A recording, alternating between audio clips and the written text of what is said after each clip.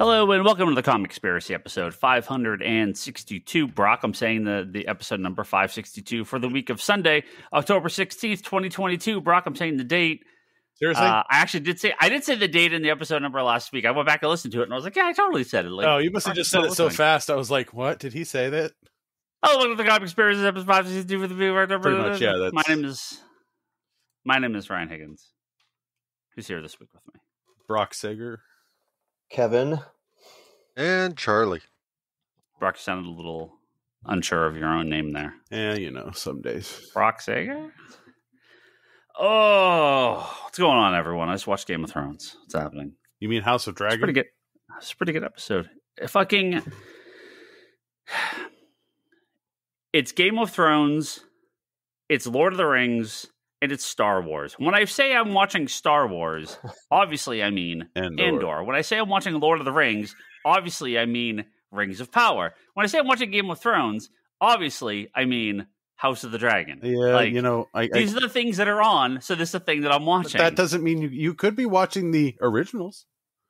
But I would say that. I'd say like, oh, I'm watching the Lord of the Rings movie. It's fucking incredible. Or I'm watching The Hobbit. It's fucking trash. Like, I would say that. I wouldn't watch the new episode of the old Game of Thrones show because there's no new episode of the old Game of Thrones show. No, but I will say when you say you're watching Star Wars, there's enough Star Wars content put out every year that one I kind of feel like you should specify. Yeah, because are you watching Obi-Wan or Andor? Yeah.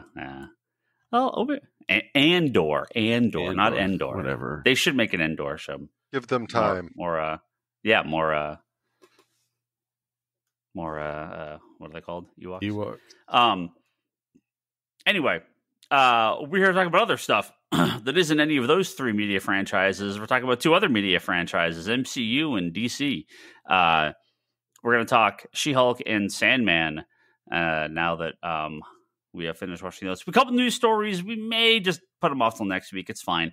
Next week will be probably other stuff, as well as Black Adam. So we'll talk Black Adam next week. Monday's episode. So look for that if you're going to go see Black Adam this upcoming weekend. We'll talk about it on Monday. Should be up on Monday night, Tuesday morning. Anyway, should we do She-Hulk or should we do? What do you guys want to do? Or Sandman first? Sandman. Me and Kevin stuck it out. Our long journey. I've watched it twice. It the way it was meant to be watched. She-Hulk just ended. Let's do Sandman first. All right, that's fine. I think Sandman's people have. It's been out for a while. Hold on, spoiler. You liked it. Oh yeah, there's gonna be spoilers for everything here. Yeah, this is the Sandman TV show on Netflix, obviously. Brock, you said you watched it twice. Yeah, I've watched it twice.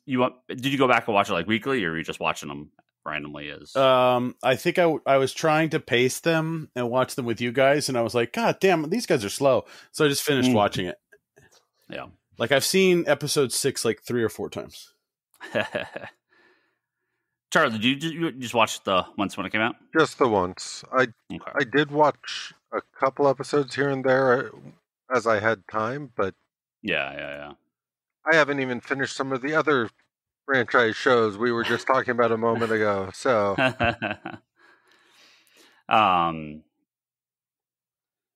Kevin, did you stick with your schedule? Did you finish? I did stick with my schedule. I watched. Nice. We are recording this on a Sunday. I watched episode 11. I want to say 4 days ago. Nice. Yeah, Thursday was my day to watch Sandman. I decided Thursday was going to be She-Hulk and Sandman, so it actually worked out perfect because we got to watch both of them, both the finales on the same night. So not intended, just happened to work that way. Yeah. I feel like a small bit of a broken record here because we've said the same thing every time we've talked about Sandman and the end of our episodes. But I think now that we watched the whole show, it's good to sit back, talk about it for a couple of minutes. I'm not sure we could have got something better. I'm not sure what they could have done to made it much better. I think this is as close. This has to be the most accurate comic adaptation that we've seen, right? I mean, what's closer? Sin City 1, maybe? Is that it? I don't. Is 300 even kind of close? Technically closer. Watchmen is close in certain ways, but cuts out a lot of stuff. I just from the accuracy to the comic, man. Other than a couple of the DC animated, I'd say you're right. Yeah. Sure. Some people said that Calliope, the second half of the special, that they changed some stuff from the comic. And I mean, they modernized it a bit like that, but tonally, it felt pretty much the same to me. I don't know that there was any major changes to that. So I think that with Calliope specifically, the comic version of it is very dark when it comes to the show version's pretty dark. No. When it comes to like what he's actually doing to her. Yeah, like, they imply. I think they imply there's more in implication in this one than there was in the comic book. Yeah. But I like, and it's the same goes for like the Joanna Constantine issue, right?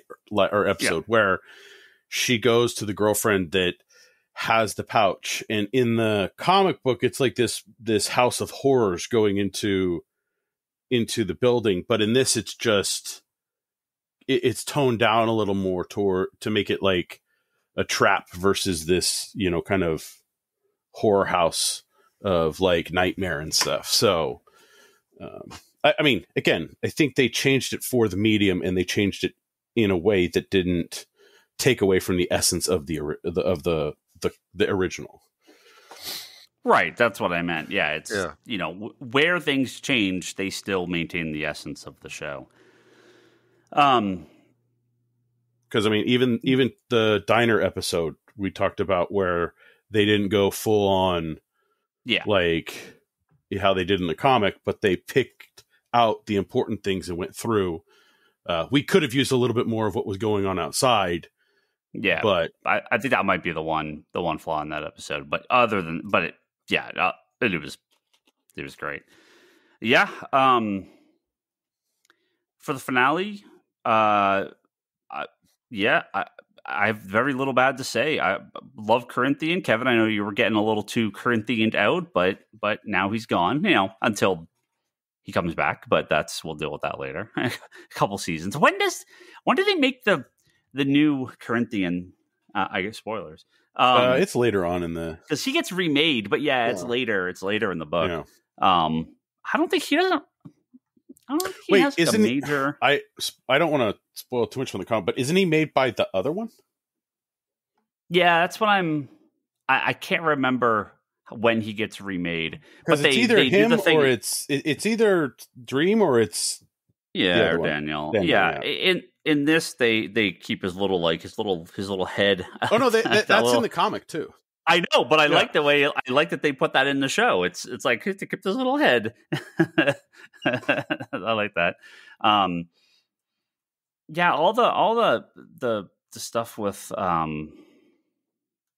the stuff with the vortex. Dream kind of coming around. It feels, I'd say, pretty accurate to the comic, and I liked it. I wasn't sure again how much stuff they're going to set up. But, we get Daniel we get the kid getting born. Mm-hmm. What they end up doing with that, who knows? Who knows how they're going to handle that? But, for comic only people, or for comic people, we know the kid's very important. For TV people, remember that. And the special was great. I loved it. The animation was a little, not like weird, but the rotoscoping and like the kind of, I didn't mind the animation on the 1,000 Cats, right?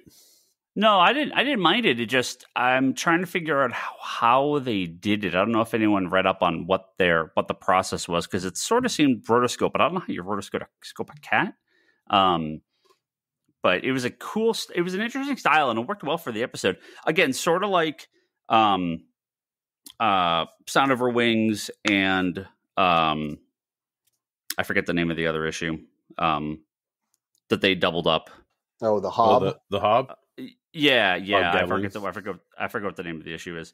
I wasn't sure how they were going to split these, because it does feel like Calliope, there's way more in that, and Night of a Thousand Cats is like, it's a much simpler story. I mean, they could have made it into this huge thing and expanded on it greatly, but I felt like they split it up pretty well, and I just want them to do more of those.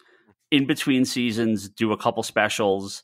I think I said on one of the previous episodes, I really want them to do a like a movie, like a quote unquote movie for Midsummer Night's Dream. Yeah. Like I want that to be like an hour and 20 minute, hour and 15 minute like theatrical style special. Well, that's the thing is like I think Sandman shows that we're, you know, as a absorbing entertainment, the modern audience is more accepting of kind of an anthology series, right? Of a series that has these kind of drop-in moments, or these moments that can happen in between seasons, right? Like these kind of, like you say, special episodes that just kind of have the air of the show to them and add more to it, like we got in the comic books. When we read those comics, they just add more and more to kind of the Sandman, you know, experience. But yeah, like I thought the bonus episode was amazing.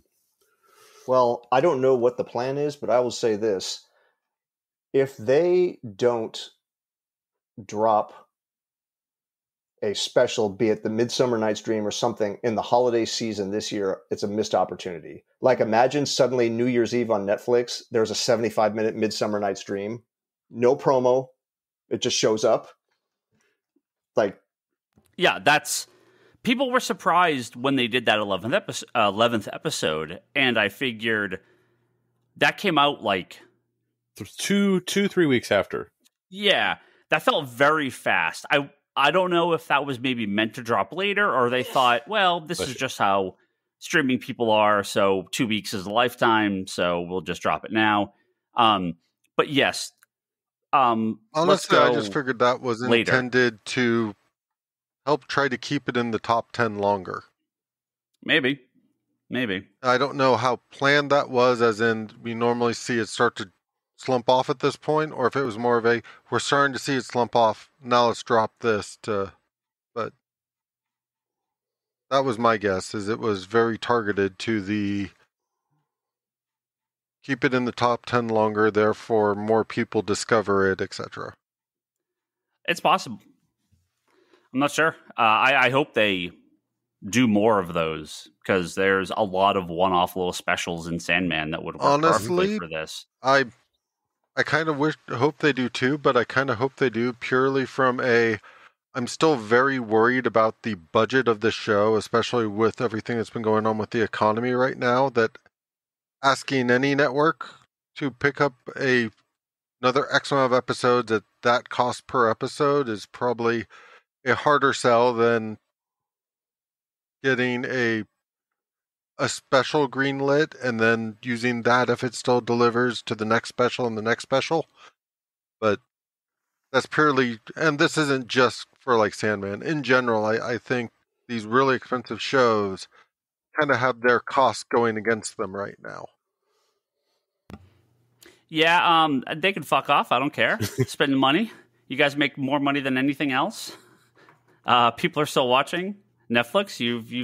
You're one of the most successful entertainment companies on earth, apparently, according to you. As far as I recall, they just announced a bunch of layoffs or something.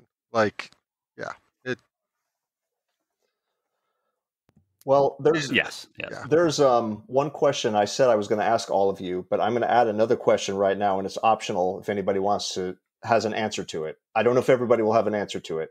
Let's do it. Is there anything in this Sandman show that you maybe weren't completely sold on? Like, is there any element where you say, I wish they'd done that a little bit, I don't want to say better, but different? Any part of it, I mean, a specific aspect, big or small, that didn't quite land for you fully? I mean, my answer is kind of a cop-out, because I want everything to be as accurate as it can to the comic. So therefore, there are certain casting choices they made and certain decisions they made on actors, which is not accurate to the comic. But that said, they were all very good. No change bothered me within the context of the show. So there are times where I feel like they, in some shows or movies, they're like, oh, we have to vastly change stuff just to change stuff. And that doesn't always work. There was nothing in this. You know, a lot of people were mad at the casting of Death, right? They wanted someone to look like someone from the comic, which again, in theory, sure, that's what I want as well. But with this type of character, it works to put anyone in that role, really, as long as they can play the part well enough. And in this case, it worked really good. So, yeah, I have really tried to be as easygoing when it comes to the comic movies and TV shows, as far as like decisions to change stuff, because as long as you're true to the spirit, I understand that things are going to get changed. It's when things are like, well, like Eternals is a case of you've just gone, this has nothing to do with Eternals anymore. Like, you've gone so far off the concept. What's the point, right? If this was Sandman, but, you know, like one of those terrible Sandman movies that Neil Gaiman killed, I would be like, that was horrible, all right? But as long as you're tonally within the spirit of the show, things like changing races or genders of characters or mixing two characters together, like I know, like in Stargirl, Starman and Star Spangled Kid were basically merged into one character, right? Fine, whatever, it works. That's a layer that doesn't need to get explored in a TV show. I know what's going on in real life. It fits the spirit of the show. That's all that I care about, right? So, yeah. But yeah, sure. Do I want to see stuff that's more accurate to the comic? Yeah, always. But I understand that's not always going to be the case. No real complaints, though. Like, I just know that I don't know what I would change. It's been a Sandman love fest when we've talked about it. So I'm just wondering if is there anything that anybody, it's not to shit on it. It's just to like, maybe, like, I'll tell you mine. I thought Tom Sturridge was really good. I wish they had pushed it a little bit. He looked too human for my taste. And I don't need him with a big black wig and his skin like painted alabaster and black contacts. I just wish they'd pushed him maybe a couple notches more into looking a little bit more otherworldly. That would be mine. I did see some people comment, of everything you did in the show, why does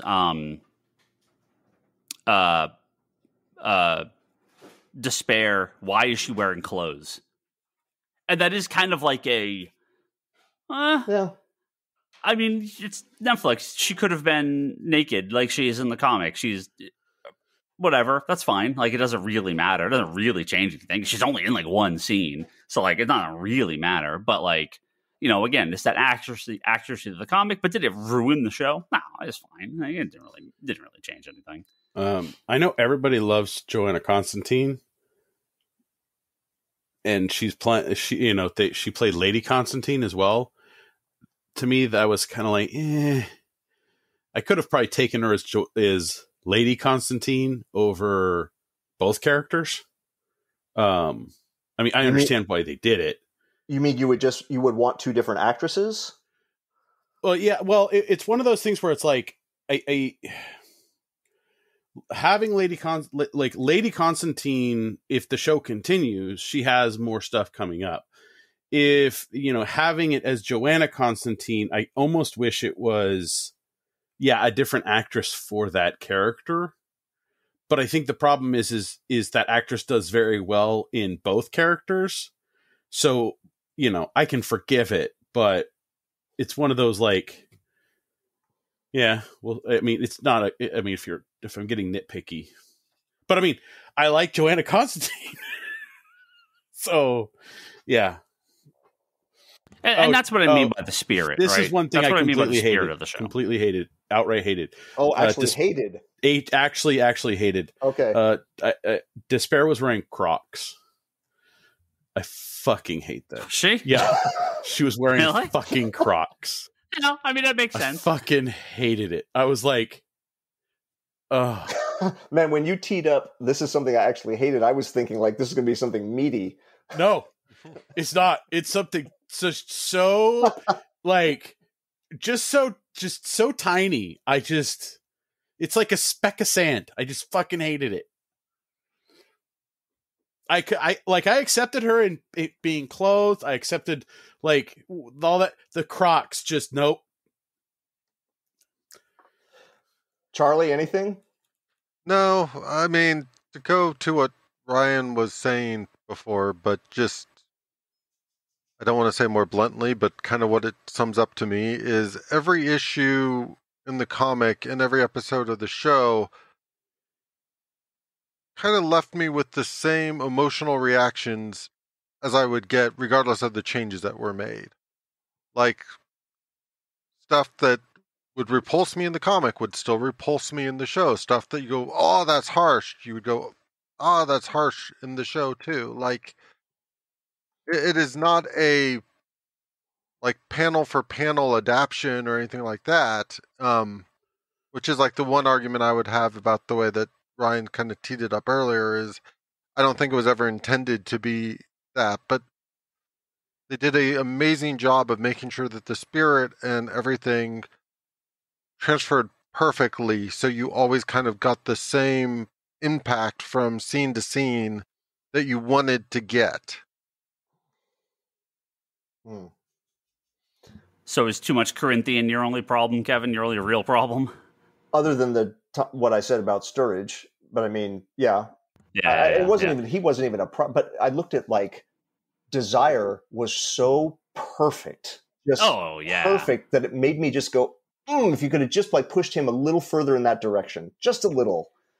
You know, I'm assuming they probably thought about it. They probably did some makeup tests. I wouldn't be surprised if you saw ones with way more sunken eyes or like kind of expanded features. I don't know if the audience would have reacted the same way. There was an interview with Neil beforehand saying that, I'm saying Neil like I know him. There was an interview with Gaiman beforehand where he was saying that they did a version that looks like the comic and that it looked like a guy cosplaying as Sandman at a con. And that they kept scaling it back until they got the right balance. But to me, they scaled it just back to an actor. Yeah. Yeah, I think when Toby, I don't remember if he said this on the podcast or when we were talking to him, he said something like I think he was Toby that said like in the first episode, he felt like he looked a little more otherworldly, a little more pale. But then in like the next episode, he was like, oh, he just kind of looks like a regular dude. And that may have been because of the lighting in that room when he's in the globe. Yeah. Well, my second question for everybody is favorite episode. Oof. The one favorite. And yes, Ryan, they're all A's and A pluses. So pick the A++. 6. What was 6? Sound of Her Wings. Oh. Yeah. I don't know which is which number. Yeah, no, 6. I've seen that episode like 3 or 4 times. I'm like, nope, 6. That's a good question. It was 6-5, and then they dropped the bonus episode. And so I was like, ooh. So it depends on my mood, but it could go to Calliope Cat's episode as number 2 or to episode 5 as number 2. And then it's episode 4, 3. Okay, stop. Don't rank all of them. And then all of the other stuff is together, or like basically the serial convention is the end. Yeah. Boy, tough. I'm looking at a list of all the episodes to make sure I got them right. I did like that. I mean, I may have to say 24/7, episode 5. That they did that one. They did it good. It is creepy as hell. They did that one justice. Again, they didn't, not as far as the show goes or as the comic goes, but they actually made that into an episode, and it's real good. It's real fucked up. So I liked it. Just so you know, because you said that, you lose your 80s status. My 80s status? Yeah, because the Hob part had that beautiful 80s. I mean, that's a good. I like that. Yeah. All the Dollhouse stuff was good. I mean, we didn't really talk about. I guess we didn't. Yeah, we didn't talk too much about the finale, but I thought it all worked well. That they wrapped it up okay. I thought all the stuff with Rose was done well. So I do like that they're involving all the dream stuff with the residents of the house. Again, they didn't really shy away from any of that. So, what's yours? I'll go last. Or Charlie? I'll go last after Charlie. You got one, Charlie? So, if I was going to take the sound of her wings out of it, which I'm a little torn, like, ironically, I think I like the Hobbs stuff more than the Death stuff, which is kind of cool. But A Hope in Hell I also really liked, episode 4. Yeah. Like, and part of that is just there's so much about little nods in that episode to where I know some of those stories get picked up, that it was really kind of exciting to see the groundwork for what should come later, assuming they get to all of it. Oh, and no, I didn't say it. They actually did a post-credit scene in episode 10 where they go back to Lucifer in hell. Mm-hmm. That was great. That was great. I like that. I like that they're gonna. Yeah, I mean, yeah, it feels like they're gonna pick up on all that stuff. Yep. And it's funny when that aired. I turned to Leanne. I was like, "Well, you know where this goes, right?" She's like, "Where?" I'm like, "You watched the Lucifer TV show. What she's gonna do is quit." Yeah. It's Season of Mist. Like she leaves hell. She quits, right? Or he or it, quits. So they quit. Like they make it like, something that's never been done. Now they had this giant war. It's like nope, she just leaves. She leaves. She's like, peace out. Closes it up. Sorry, spoilers. But Lucifer already spoiled it. Gives Dream the key and says, "Good luck with this shit." Yeah. Oh, I hope that should be a good episode if then when they get to it. I'm sorry for I'm just ruining future seasons for people that haven't read the comic. Yeah. But I'm just waiting for the prologue to that where all the family gets together, right? Oh yeah, because we really haven't seen. So we've had obviously Dream, Death, Despair. They mentioned Destiny once, and Desire, right? So they mentioned Destiny, but he hasn't been in it yet. You see the book. You see the book in one of I think in Desire's room. Yeah. Does Desire mention Delirium in that last episode? Delirium's not mentioned, but they have the butterfly. And they mention like the prodigal son, which is destruction. Destruction. Which so they have, but they never. Call I need to figure out when the casting for that is, and just submit. Just look what. Come on, guys! Seriously, come on. You're gonna go in as. I'm gonna go in. I'm gonna try. I'm gonna. You can be the body double or something. I'm gonna be like, look. Here's my pitch. I have the look down. Let's do this. The problem is Destruction is also like 6'7" or something me from like below. That. Just shoot me from below. Gave some use some some of that Lord of the Rings of Power, like angle. You're not short, but Destruction is humongous. Yeah, but that's what I'm saying. It's not you. It's Destruction. Destruction's huge. But Destruction walks and reads. I walk and read. Destruction has long red hair and a beard. I have long red hair and a beard. Oh, well, by all means, let's typecast me, baby. Come on, let's do this. I had someone say that they were mad that they didn't have Cyclone in Black Adam wasn't a redhead. That there is what? Discrimination against redheads in movies, and they're always replacing the redhead character with someone else. Just not black or anything, just specifically other people with other hair color. And I was like, does red hair not show up right, like in film or something? Like, I don't know why this guy said this, but I was like, I don't know. I'll have to go look and see. Yes, there are clearly redheads in movies. That's what I'm saying. But he was like, no, go look. Whatever there's movies or TV shows based on books, then there's a redhead character that always replace him. I'm like, okay, I'll take Amber Heard in Aquaman. Sure, she looked amazing. Right. Yeah. So I don't know. I'm just saying if Destruction shows up with black hair, Brock, it'll be like when I'm done. I'm out.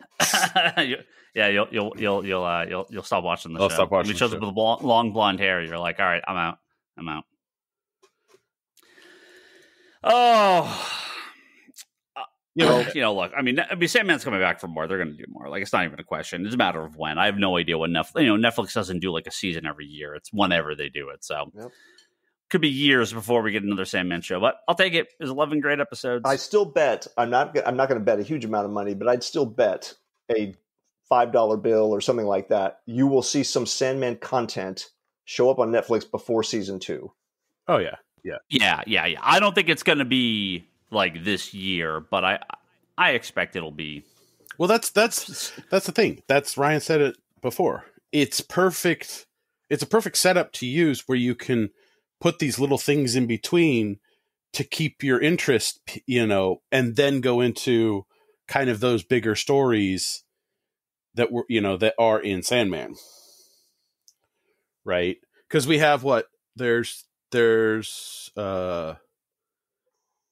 son, there's his son that's introduced with Calliope, right? Orpheus. That's right. We didn't even talk about Orpheus. Yeah, that's right. That could be an episode on its own. We have the Emperor of America, could be an episode of its own.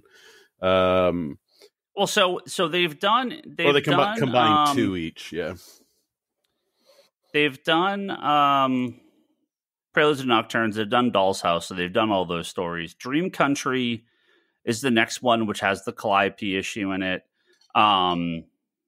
Has Dream of a Thousand Cats. So Midsummer's Night Dream and Facade are the other ones. Facade is the one with Element Girl. Yeah. Oh right? yeah, that one's really want good. Them to do that one straight. This is I don't know if they have, technically they'd have to have the rights to it because they do. I mean, you have they don't have the rights to Element Girl. They've mentioned Flash. They've mentioned obviously Sandman. They've mentioned did they actually mention Flash? Did they say Flash in the episode? No, they show like the action figures and everything. They said Piper because Piper is Captain technically Cold. not it's a they mentioned public Johnny domain Sorrow. character. Yeah. They mentioned those characters in there. Element Girl, that's a death-focused episode or death-focused issue, and that would be a perfect half of a one-off, right? Yeah. So Midsummer's Night Dream needs to be like a fucking movie. Yeah. But Facade, they could do that as a one-off, special part of something else, right? Like another one-off little bit. Because Season Mist, the next book, is an entire story. There's no one-offs in there. So I don't know. The Facade, they could do like a half an hour, just one-off at some point, just with death. I really hope they do that. Season of Mist has the boys, the Ghost Boys. I wonder if they're going to use them at all because they may get cut out. Well. So the trade is the 6 issues and then the prologue and the epilogue. There's no one-off in there. No, but that's the middle of the story. Yeah, but I wonder. You talk about the the boys that go to the Dead Boy Detectives. Is it Dead Boy Detectives? Yeah, they're not. They're not in Season of Mist, are they? No, but they're not as the detectives. Then aren't they just schoolboys? Is that where they first show up? There's the one kid who's still alive at the school. Yeah. And we're totally spoiling comics for people who haven't read it. Yeah, that's in the middle of it. It's chapter 4. It's in the middle of it. It's chapter 4 of it. Oh, that's right, because when all the dead start coming back because they were forced out of hell. I wonder if they're going to skip that only because there is a Dead Boy Detectives show that's coming to HBO Max. I wonder if they would just skip that. Because that feels like of all the you could skip that if I'm remembering correctly, because it doesn't really connect back in with the main story too much. But again, that could be a double up with Facade, but that would feel out of place in the middle of Season Mist. I don't know. Anyway, speculating about later shows that may or may not happen. Well, I mean, it's basically it happens in between from the point at the end. It happens at the end where after Lucifer gives Dream the key, and before everything else happens, so it's like kind of that break. Right. When they go back to Earth and look at like how it's affecting everyone. We'll see. Yeah, you know, there's a Dead Boy Detective show coming to HBO Max. See if that actually happens. I was about to say, I don't. Oh, they're going to cancel it. I mean, they're going to need the tax write-off. It's, as far as I know, it's happening. I think. Sandman, any last words? Go watch it. It's good. Netflix, good. season 2. Jesus, come on. Brock, I hope nobody who's listening to this got this far and hasn't seen it at all. It probably is meaningless. We're just rambling about plot points with no context. So I'm sure it wouldn't really make a lot of sense anyway. It's good. They're like, what's he talking about? Someone's wearing Crocs in this show? Oh, God. Huh? Oh, so bad. I mean, I'll give it to them. They were gray, but no. Crocs. Did you answer, Kevin, your favorite episode? Oh, well... you put it on us. You don't answer.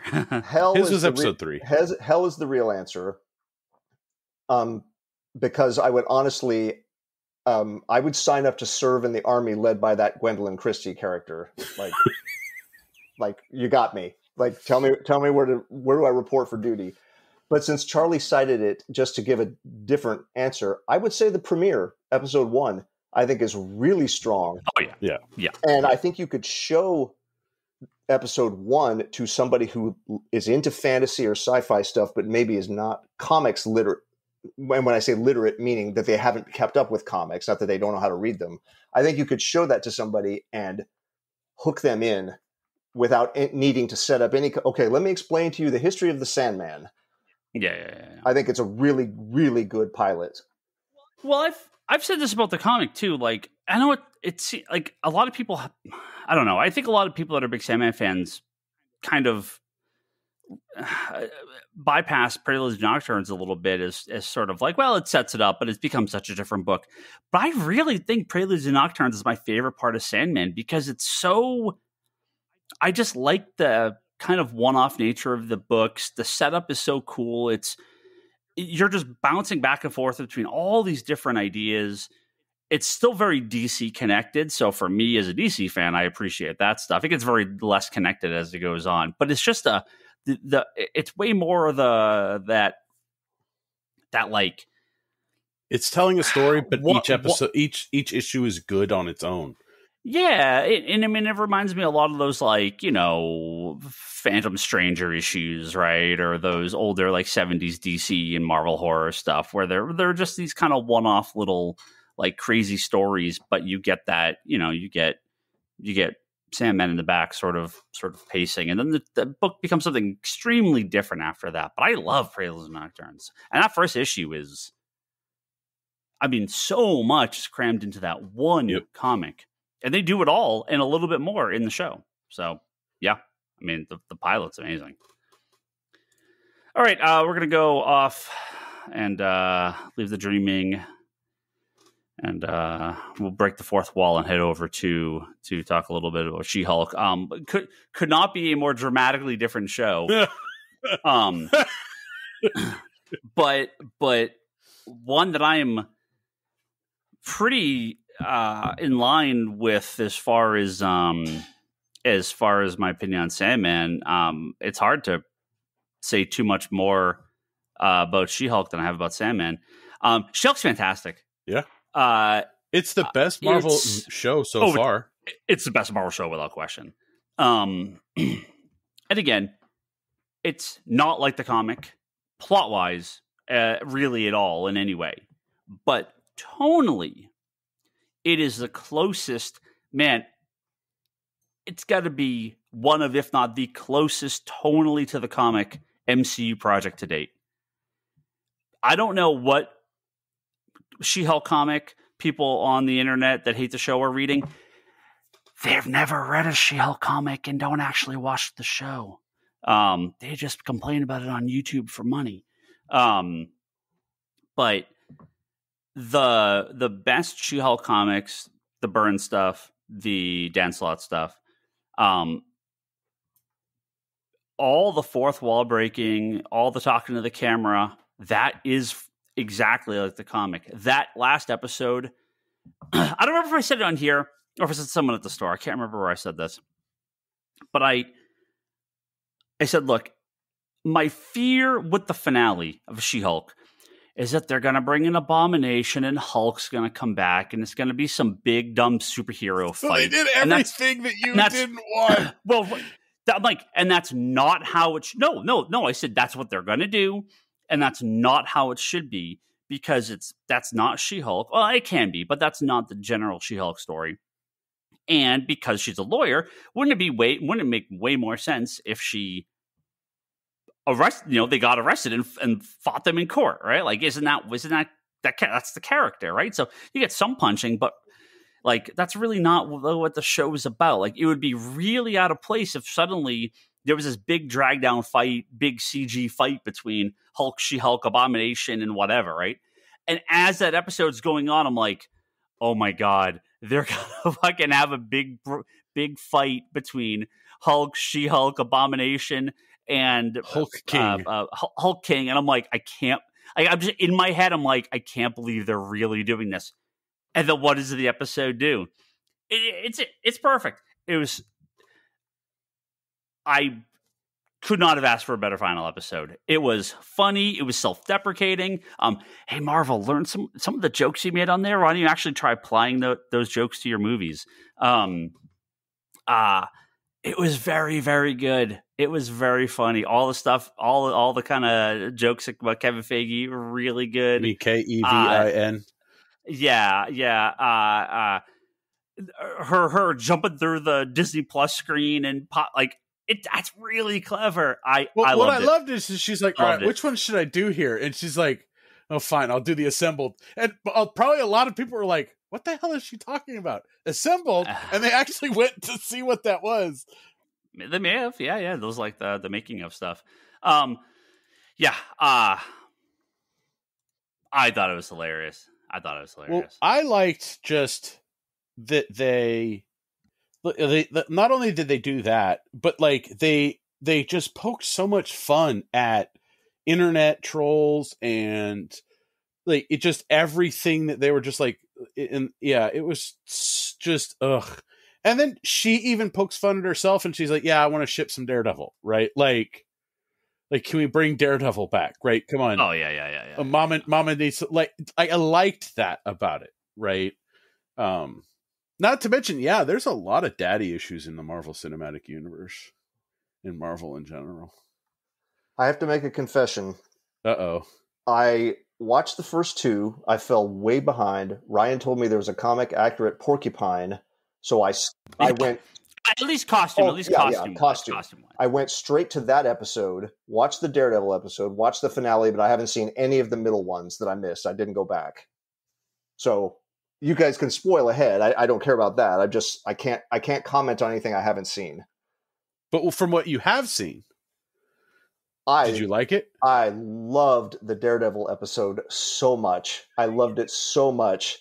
And as the number one, probably Daredevil fan, maybe Toby is number 1A from the Netflix days on this show, I like that it's like exactly the two flavors of Daredevil from the comics. There's like the dark, noir, Catholic guilt Daredevil, and there's the swashbuckling, bantering, lighthearted Daredevil.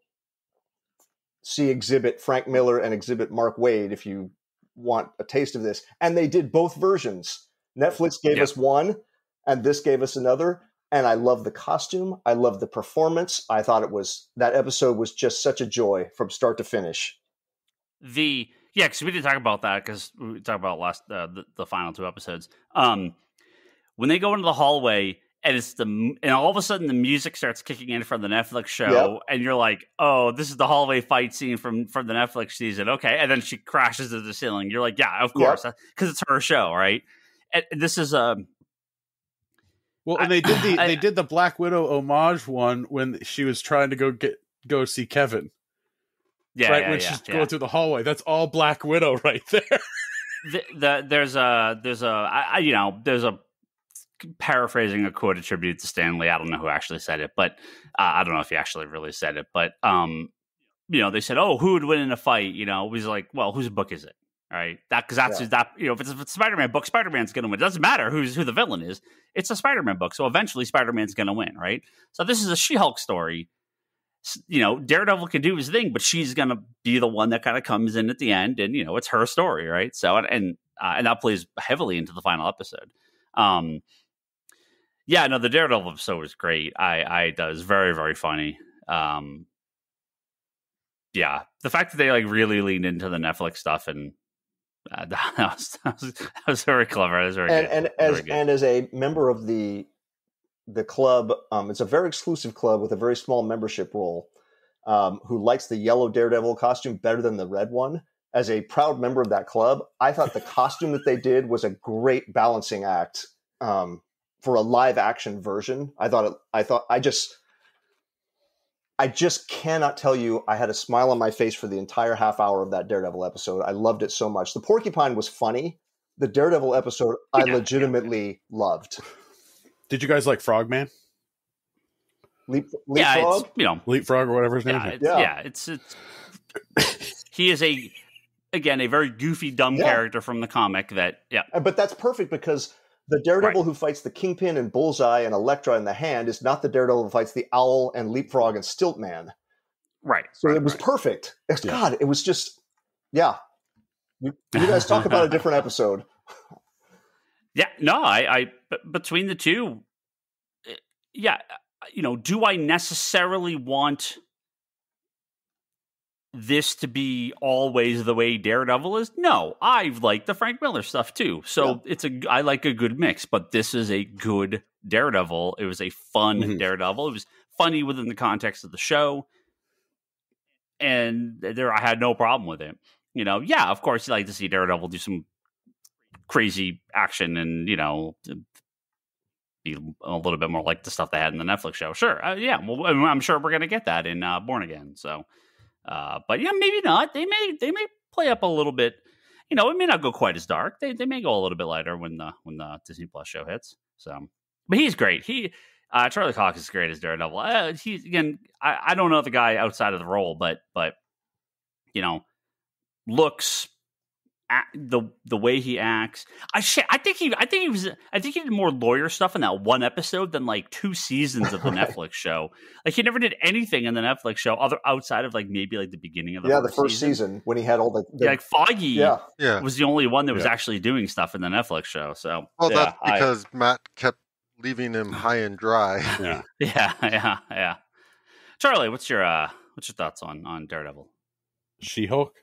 Sorry, She-Hulk. I was going to say I could talk Daredevil, or Daredevil too, or Daredevil and She-Hulk. Okay, so I also really like the finale. I also really like the show as a whole. I love the fact that it's primarily a comedy lawyer stuff. There is a part of me that with how far they went with breaking the fourth wall in the final episode that makes me question what sticks and what doesn't stick going forward. As in, even with the after credit scene with Hulk introducing Scar and stuff like that, I'm very much okay, is this legit stuff or is this just a punchline for the She-Hulk show? And the way that they kind of promoted a little more of a relationship with She-Hulk and Daredevil makes me question, okay, will that be acknowledged in the Daredevil show or not? I don't know. It's an interesting thing because I'm so used to Marvel as a property always building up that doing a She-Hulk show properly makes me feel like it's hard to take anything that happens in it as though it's actually building towards something.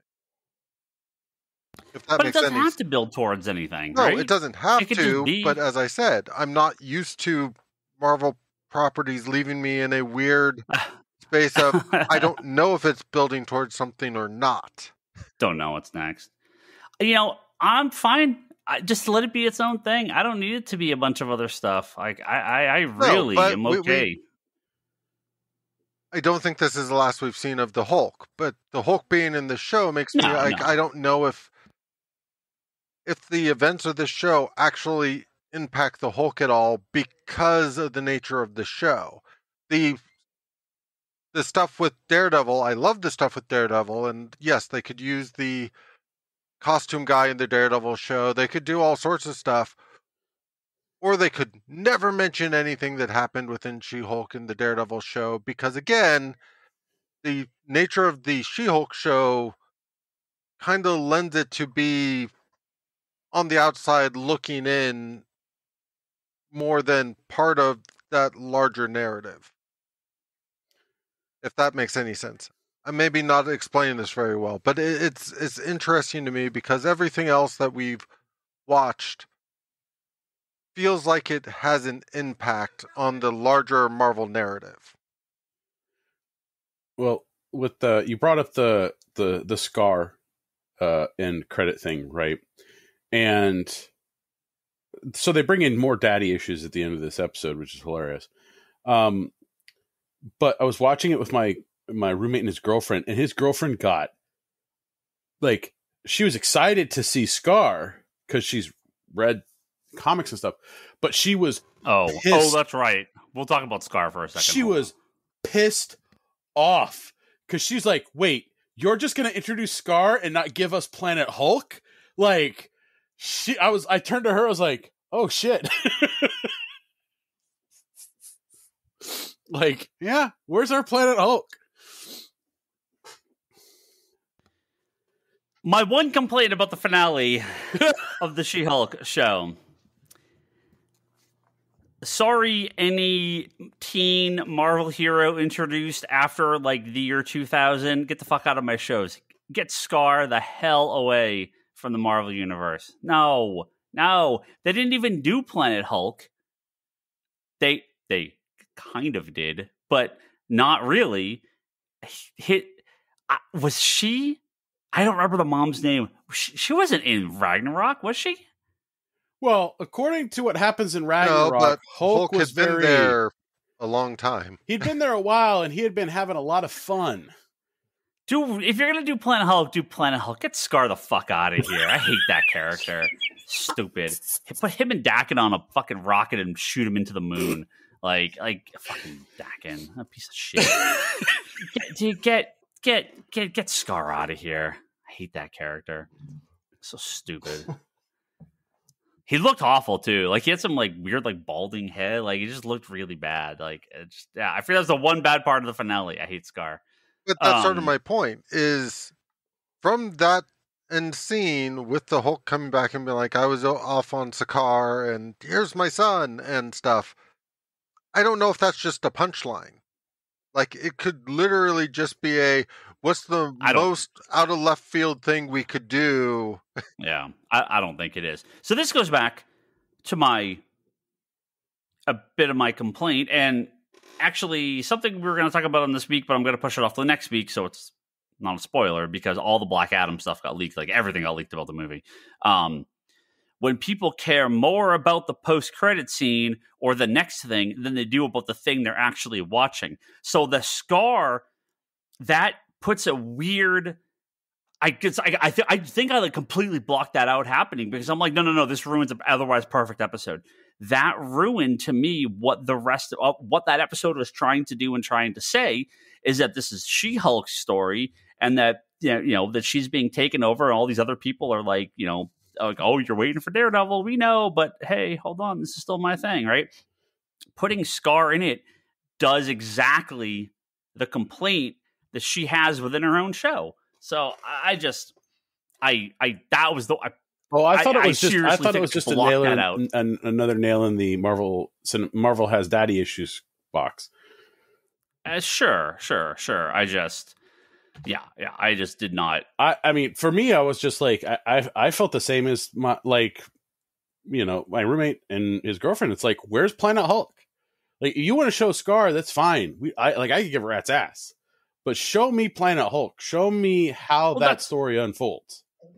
Yeah, that's what I mean. They didn't, right? Yeah. They put 1/15 of Planet Hulk into fucking shitty Thor Ragnarok, and now we're like, well, you just ruined Planet Hulk. Good job, dudes. But I also don't want to see Planet Hulk with the Mark Ruffalo smart well-spoken, smaller Hulk that wears glasses. I want to see Planet Hulk, giant, angry, like speaks like a caveman comics Hulk. Yeah, I mean, Savage Gladiator. They could go back and just have it be have Planet Hulk be a movie that takes place prior to the current Marvel Universe stuff. It could be, it could be like 10 years ago, Hulk shot off into space, and they have the entire Planet Hulk story, changed a little bit, obviously, updated, fix a few things so it jives with Ragnarok, and then just be like, here's the real Planet Hulk. Because again, the name Planet Hulk is too good of a title. Like, if there's going to be a movie called Planet Hulk at some point, even if it has to be part, because of the licensing with what is it, Universal or whatever. Like, even if they have to make it part of something else, like, we'll get, like, there's no way they're not going to do a real Planet Hulk someday. They'll do Planet Hulk, but with Scar, and it'll be his kid. Oh no, please no! Scar. Scar out of here. No, they're just going to put him in the Young Avengers with all the other Charlie. teenagers. Even better. Scar can lead the New Warriors in the MCU. Hey, watch it. They'll replace Rage. Well, I do not imagine they will replace Hulkling in the Young Avengers. So unless they're going to combine Scar and Hulkling into one character, that feels very unlikely. I expect Scar will show up in whatever Hulk does next. But aren't you guys excited that Thor has a kid and now Hulk has a kid? So maybe we'll get the Kid Avengers. Maybe that'll be the next team up. Maybe we'll find out that Captain America had a kid that we didn't know about. As long as the kids have the exact same power set as the fathers, I'm set. No change. Don't change anything. Well, can Captain America and can Steve Rogers and Peggy Carter have a girl? Wait, we're gonna get the J2. Do you remember that the Juggernaut 2? The Marvel the Marvel universe? Yeah, Watchmen babies. There you go. We're gonna get Mayday Parker. She'll be here soon. Who else was in that? American Dream. Who else was in that? Charlie, you're my '90s boy. Who else was on those? It was J2. American Dream, Spider-Girl. Who else is in those books? I'm not going to look it up. Brock, don't you fucking look it up. I'll look it up so I can just... No. Charlie, I know you know. I'm having fun trying to picture the cover in my mind. I do remember, as you're listing things, like characters are popping into the cover. I can't remember who else was on that book. Oh, it's so bad. Anyway. But oh man! Wait, doesn't Tony Stark have a kid? Right? Tony Stark had a kid. Didn't we find out like he had a daughter? Right? In Endgame, right? Wasn't that? Didn't he have some kid running around? Yes. Oh, next. Next. Yes. So people. So the Avengers babies is coming very soon. Can't wait. Oh god, we're gonna get Young Avengers and the Avengers kids. So exciting. Who is these? Who's on this? Anyway, who's on this Marvel team? J2. It's Mainframe. So Spider-Woman. So Brock, if you do not know what this is, no, I know what it is. I never looked into it because it looked like garbage. In the mid 90s, Marvel did a What If issue where Spider-Man had a kid, and it's actually really good. And they gave her own series, Spider-Girl, and it was really it was a younger kids, not a kids book, but it was like a younger adult book, but it was fun. And so they said, let's explore the future Marvel universe. But anything after Spider-Girl just didn't really. Well, you have Saberclaw, Blue Streak. They had all these Warp. They had all these other characters. Freebooter. No, Stinger. No. Woof. You're not as awesome 90s as 2099 to pull it off. You're sort of like lame 90s. So yeah, it didn't quite work. Oh yeah, that issue. I remember that What If issue with her on the cover. Yeah. If She-Hulk showed up in another Marvel property and didn't break the fourth wall and just played it like straight like a regular superhero, would that work for you now that you've seen this version? Yeah. So in Avengers, she does not break the fourth wall. Right? In She-Hulk, she does. This is the mistake they're going to make with Deadpool. This is the mistake that they will. Right? You agree, Kevin? This is the mistake they're going to make with Deadpool. I can see this mistake coming around the corner. I wouldn't say that they're going to, but the sound you hear is the hoofbeats of it coming.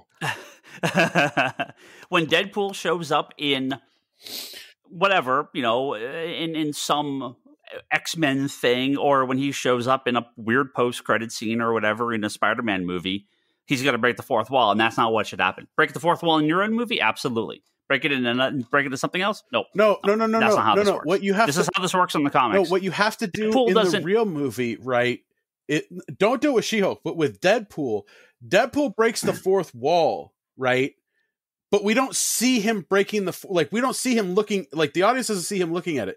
We see the other characters looking at him going, what the are you doing? Well, that's what they did in X2, right? Or Deadpool 2, right? With the like the X-Men, the one scene where they show like all the X-Men, they're like, huh? Yeah, like so.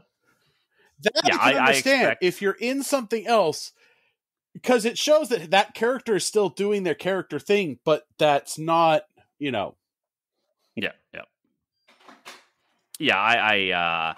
No, but yeah, throw her in the Avengers movies. Absolutely, put her in in Fantastic Four. Sure, 100%. Oh yeah, totally. No, she's great. I hope she shows up in more stuff, and I'm sure a second season will happen. It feels like a character they're going to kind of stick more with the TV show than the movie. But do you think she's going to fly out for some time on Born Again? Well, so this is the question. I don't expect the Daredevil show will be as light in tone. I expect they're going to make it. I mean, they kind of did Born Again. Are they gonna go true to form with Matt Murdock and make him, the player that he is? Well,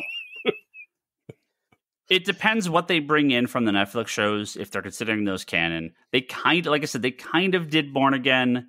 Season 3 of Daredevil was very loose, and they had some scenes that were similar, but the actual plot was nothing like Born Again. But I feel like they're gonna play him a little more straight in his own show. I don't mind it being slightly lighter in tone, like Kevin said, the more swashbuckling way, but not like this. Not. I wonder if Born Again, the title is a title the same way as Spider-Man: Homecoming, and that it's not actually the comic adaptation. Right. Because how many wasn't it? 18 episodes. Okay. If you did a panel-for-panel adaptation of Born Again, you couldn't fill 18 episodes. So it's something other than what that comic book is. Wait, that shows 18 episodes? Yeah, it's really long. Or 16 or 18 or something. Yeah, it's Are they half hours? They've announced it. It's really long. They didn't say that yet. They said 18 episodes, but Born Again is 6 issues long. Yeah, no, reborn into the MCU. Yes. But yeah, I mean, personally, if they're going with this Daredevil shit, just put the Jester, put the Owl, bring back Leapfrog, put Stiltman. Have the '60s Daredevil be your Daredevil, not the Miller Brubaker. If you're going to do it that way, I'm saying just commit to it. Yeah.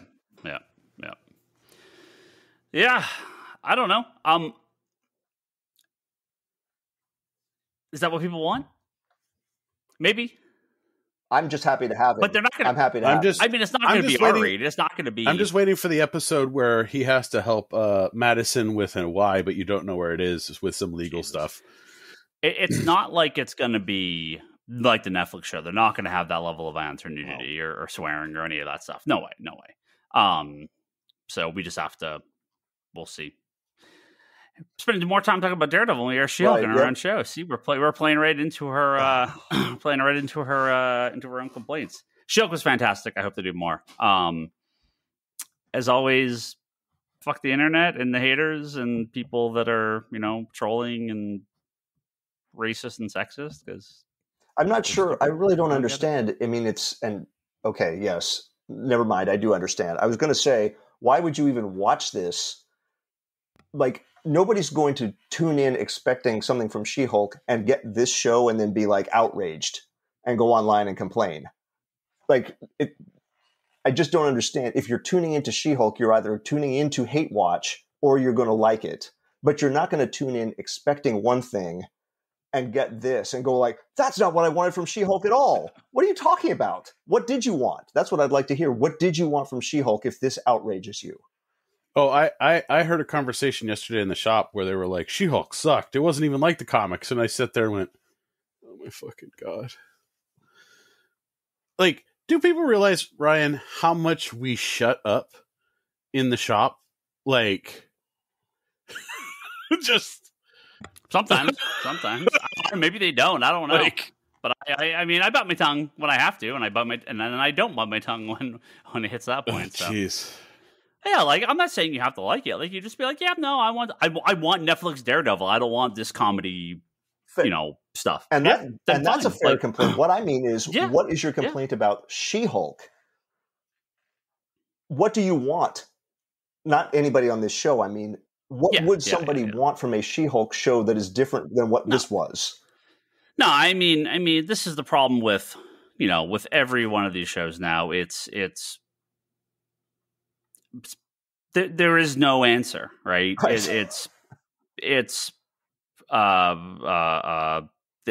They want something that they want whatever something what they want something different than what it is, but they don't want anything specific. They just don't want the thing that is currently airing. That all media is. They didn't want that Suicide Squad, but they wanted that Suicide Squad. Yeah, all media is woke. Everything sucks. Well, you change all that. Well, we still have problems with this part of it, so we still hate it. I did have one issue in the actual episode for the finale of She-Hulk, and that was the jab at VR or the CG when she's in the room with Kevin. And he says, "Can you please change?"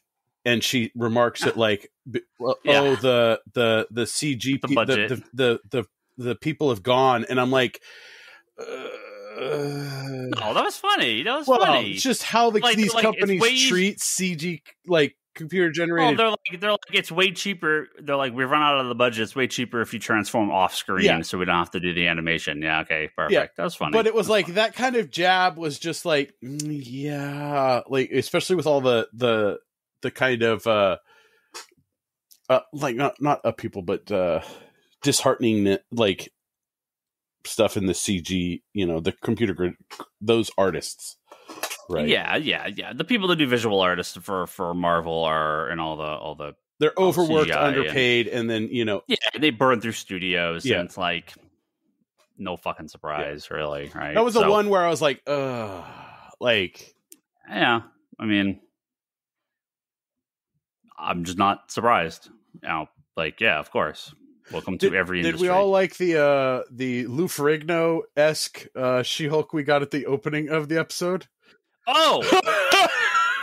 Well, we didn't even talk about the opening. That was very, very funny. Her dream, where they recreate, pretty accurately the opening to the Ferrigno show. That was very, very funny, and shows just how bad a real physical She-Hulk would have been. People are like, just cast someone, cast a big actress.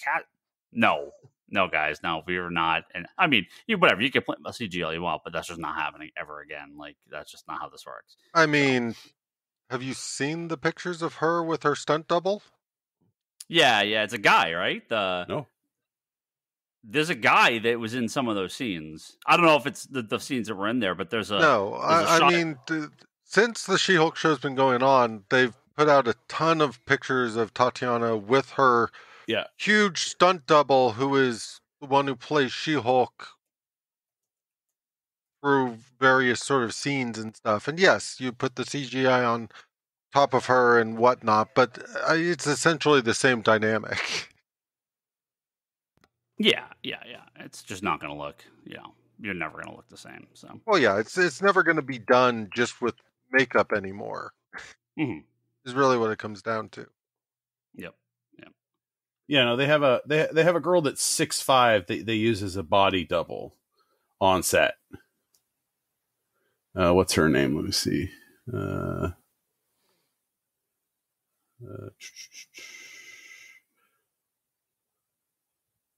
Malia Arya, right? They have her stand in. Yeah, and they're just never going to do that because, again, She-Hulk isn't, I mean, these versions, right? Hulk is not a tall, strong dude. Hulk is a monster, right? She-Hulk originally in the comics is actually more like human size, but becomes taller, 7 feet something, just impossibly tall. So they're never going to do that with real people, not these days. But did you like the name of the show? She-Hulk, No, it's a pretty good show. Savage She-Hulk for the 70s one. Of course. Yeah, based on the name of the old comic. All right. That was Sandman and She-Hulk. 2 more shows done. Infinite more to come. What is next? No what real is complaints next on the comic book based television view? Well, we have not talked about Werewolf by Night. I still haven't watched it yet, but we'll watch that sometimes. That'll be out soon. Black Adam is next week. I mean, on television, on streaming. Oh, television. I don't know. Isn't Flash animated just ended? Did Flash finish? Flash season. I don't know when Flash season 9 is. That's pretty soon. I don't know what else is out this year. Is there anything? The final Walking Dead episode. The main show, right? Yeah. Is anyone still watching that? I mean, technically, yes. I'm not current on it. I am up to this final batch of episodes. Basically, I'm waiting for the final batch to finish, and then I'll probably sub to AMC Plus again. I couldn't even tell you when I stopped. All right, you want the current list? Here's what we have for dates for Kevin coming up. Okay, dates. Here's what we have dates for. Black Adam's October 21st. Pennyworth, The Origin of Batman's Butler. Get season 3 the fuck out of here. Starts in October. Get out of here with that shit. Titan season 4 is November 3rd. Doom Patrol season 4 is November 8th. Flash early 2023 for season 9. That's a half season, and then it is over. It is over. Arrowverse is over. I mean, Shazam, Flash, Blue Beetle, Aquaman. Those are through 2023 theatrically. Didn't Disney delay Secret? No, this is just DC. Okay. This is just DC. So no other. Those are the only. They're really doing Titans and Doom Patrol that close together. Yeah, I think so. I guess I should watch Doom Patrol season 3, huh? It's good. It's okay. It's good. Oh, I mean, okay. I will say the fact Disney- that they're doing them that close together just makes me feel like they're just burning through them since they had And then already that's filmed them. Yeah. Well, they did film them. Yeah, Doom Patrol season 3. I thought was fantastic. Oh yeah, I still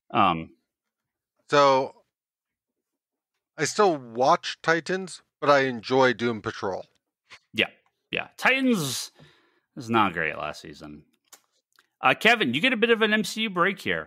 Guardians of the Galaxy Holiday Special is the next TV special, or the next TV thing, and that's, December. I think, Christmas. I don't know if they've put a date on that yet. What If is early 2023. Secret Invasion is spring 2023. Echo is summer 2023. There's nothing. There's no MCU show that's going to be on TV weekly anytime soon. That Disney Plus thing that we signed up for at Comic-Con forever ago, mine is finally running out. And I thought I was going to skate out clean like Mr. Miracle, but the goddamn Andor is going to have 4 episodes left after the subscription runs out. It's like, they got me. Oh, I was going to be out clean, done and gone. You have to pay for one more month? Yeah, can I buy it by the month, or do I have to subscribe for a year? No, you can just do one month. Oh, perfect. Yeah. All right, guys. I'm okay. Just make sure that those 4 episodes fall within 1 month. Yeah. I might have. Otherwise, you're gonna have to do 2. Yeah. I'll have to do the staggered. Yeah. Or just wait until it's all done, then pay for 1 month and then binge. So wait. And then watch the Guardians and stuff. Pay for December so you can watch Guardians too. Yeah. Right. All right. That is it. Thank you all very much. Wonderful episode. Talking about She-Hulk. Talk about Sandman. More next week. We'll be on for Black Adam and some other comic news from this week and next week. Hopefully nothing too major. Yeah, we had a couple news stories, but there was nothing super major this week to talk about. So we will deal with that stuff next week. we can talk about Black Adam as well. Man, well, not going to be the whole episode, but yeah, it'll be. So it will We'll be see an how the episode. movie It will ends. be an episode that people could tune into, even if they've not yet seen Black Adam. Yeah, I mean, unless we think we need the whole episode, I expect we'll do the beginning of the episode. We'll talk about some news stories. We'll do the non-spoiler talk for Black Adam, and then we'll hit up in the end. I don't anticipate it's going to be a movie we're going to have a 3-hour discussion about. I could be wrong. Well, but 2 hours and 4 minutes, right? That's the runtime of Black Adam. I could be wrong, but I don't expect it. Because normally our movie review ones are the runtime for the less recently. Well, Phase I was going to 4. say, it hasn't really been the case since we stopped recording in the shop. Yeah, but that's Phase 4. Like Phase 4 doesn't really add too much to giving, in depth. Thank you to our high tier Patreon backers, Brock. Thank you to Joe guys. Duff, Kelsey May, Craig Anderson, jackass, at clearpathcoaches.com, Jimmy Rivera at the Social Forum Podcast, and Talon Bray. Thank you all very much for your continued donations, as well as everyone that donates at patreon.com/Comic Conspiracy. Head over to comicconspiracypodcast.com and Apple Podcasts for all our previous episodes. Of course, you can go to comicsconspiracy.biz to buy stuff from our website for in-store pickup or delivery. All sorts of cool comic books up there for sale. ConspiratorBrock.com, that's Brock's blog. Go over there and check out his work when he puts stuff up. Charlie's Doctor Who podcast, The Wanderers in the Fourth Dimension, should be coming up pretty soon with the new Doctor episode. Yep. So once that drops, when's that? Soon? Next week? So, 2 weeks? It's soon, right? Next Sunday, the 23rd, they're airing the final Jodie Whittaker special. Right. And then we'll record on Monday, and the new episode of the podcast will be out the following Thursday. Oh, the Monday, you're not going to be here because we're doing Black Adam. You're doing Wanderers. Oh, perfect. We'll figure it out. That's all right. You can join us in the week after and talk about Black Adam if you want. Kevin's weekly interview series called Between the Panels at fanbasepress.com. The Eisner-nominated fanbasepress.com. I got to milk that for another month and a half. Yeah, Comic-Con. Eisner's aren't until like July. You can milk that all the way to the next one. Oh, really? Okay, I didn't know when the statute. Yeah, you get 1 year to milk it. Well, it's 1 year from the last one. Okay. Yeah. All right. Then keep saying it, Ryan. My wife, Leanne, is at leannehill.com, and she has her artwork over at etsy.com/shop/LeanneHillArt. You can pick up some prints. She just did one based on the character from Game of Thrones, whose name I always forget because I don't know anyone's name on Game of Thrones. Let's look House of Dragon. How about Rhaenyra? Yes. So you can pick that up at etsy.com/shop/LeanneHillArt. And Ryan Higgins Ryan, that is myself. I'm on Twitter. You can follow Brock Sager at Brock Sager. Toby is Toby XI. Charlie is Insanity and Chaos. Kevin is that Kevin Sharp at the stores, Comics Con store. And please check out our good friends at Manga Machinations. And should be on tomorrow night, Geekbox. There was a new Halloween movie, which means Ryan Scott's going to talk about Halloween for like 6.5 hours while the rest of us sit there and have no idea what the hell he's talking about because Ryan's weirdly obsessed with Halloween. He likes Mike Myers movies? He is obsessed with Halloween. Like the movies or just the movies? Okay. The movies, yes. That is it. We will catch you next time.